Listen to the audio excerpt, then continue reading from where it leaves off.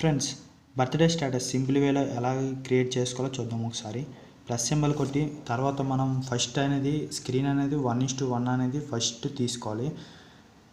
తర్వాత తీసుకున్న తర్వాత మీడియాలోకి వెళ్తారు. మీకు కావాల్సిన ఫొటోస్ అనేవి మనం అనేది సెలెక్ట్ చేసుకోవాలి. నేనైతే ఈ 3 ఫొటోస్ తీసుకున్నాను ఫ్రెండ్స్.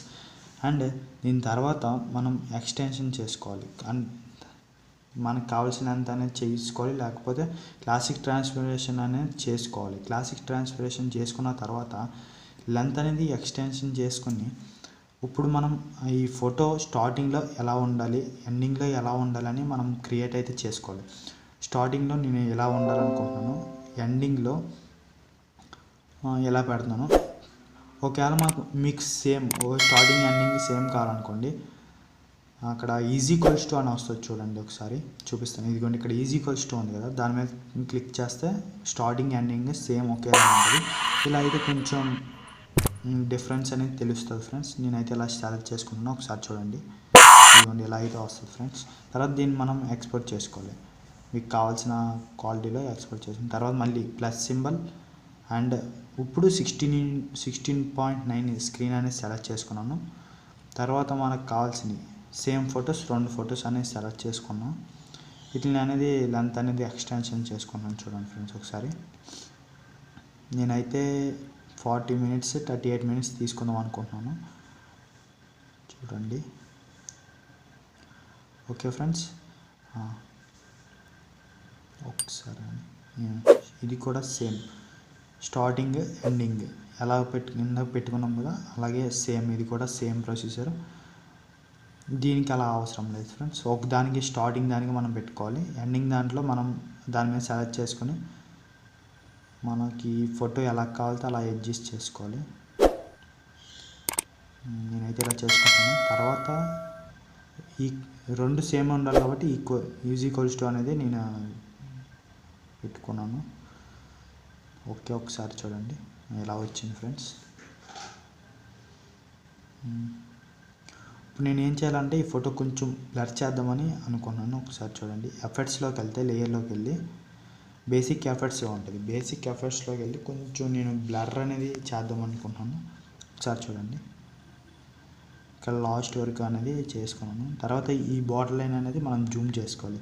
సెట్టింగ్స్లోకి వెళ్తే మనకి ఎంత బ్లర్ కావాలితే అంత బ్లర్ అనేది చేసుకోవచ్చు ఫ్రెండ్స్ ఇందులో. ఓకే, ఎలా వచ్చింది చూసారా, బ్లర్ అయింది. ఓకే, మళ్ళీ సేమ్. ఓకే, లేయర్స్లోకి వెళ్ళి మీడియాస్లోకి వెళ్ళి ఒక ఈ ఎఫెక్ట్ అనేది నేను సెలెక్ట్ చేసుకున్నాను. సాంగ్ ఫ్రెండ్స్, ఇది ఫస్ట్ నుండి లాస్ట్ వరకు అనేది నేనైతే ఇక్కడ ఫుల్ స్క్రీన్ అనేది నేను పెట్టుకుంటున్నాను. ఎక్స్టెండ్ చేసుకొని తర్వాత బ్లెండింగ్లోకి వెళ్ళి స్క్రీన్ అని ఉంటుంది. స్క్రీన్లోకి వెళ్తే ఈ కలర్ ఎఫెక్ట్ అనేది పోద్ది ఫ్రెండ్స్. ఇప్పుడు చూడండి ఇలా వస్తుంది. అండ్ ఇప్పుడు ఏం చేయాలంటే లేయర్స్లోకి వెళ్ళి మనం ఎంత క్రియేట్ చేసుకున్నాం కదా ఫ్రెండ్స్, అది అనేది ఇక్కడ మనం ప్లేస్ చేసుకోవాలి. ఒకసారి నేనైతే అది ఇక్కడ ప్లేస్ చేసుకున్నాను చూడండి. ఇలా అయితే వస్తుంది ఫ్రెండ్స్. దీన్ని మనం రొటేట్ చేసుకున్నాం. నాకు ఎలా కావాలి, మీకు ఎలా కావాలో అలా రొటేట్ చేసుకుని వెనకాల నాకు ఆ ఫేస్ అనేది కొంచెం కనపడదు కాబట్టి నేనైతే ఇలా సెట్ చేసుకున్నాను ఫ్రెండ్స్. ఒకసారి చూడండి, ఇక్కడ సెట్ చేసుకుందాం అనుకుంటున్నాను.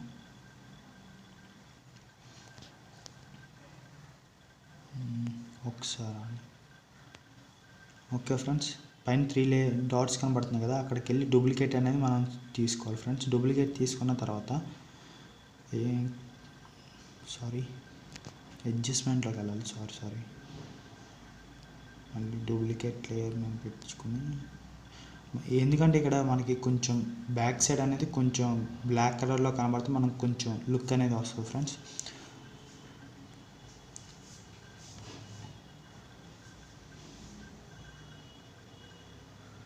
బ్యాక్ సైడ్ కలర్ అడ్జస్ట్మెంట్లోకి వెళ్ళి ఓకే చూడండి ఇలా అయితే వచ్చింది ఫ్రెండ్స్. నేను ఈ 3 పిక్స్కి అయితే సెలెక్ట్ చేసుకుంటాను. ఒకసారి సేమ్ ఇలాగే 3 పిక్స్ కూడా సెలెక్ట్ చేసుకోవాలి ఫ్రెండ్స్ మనం.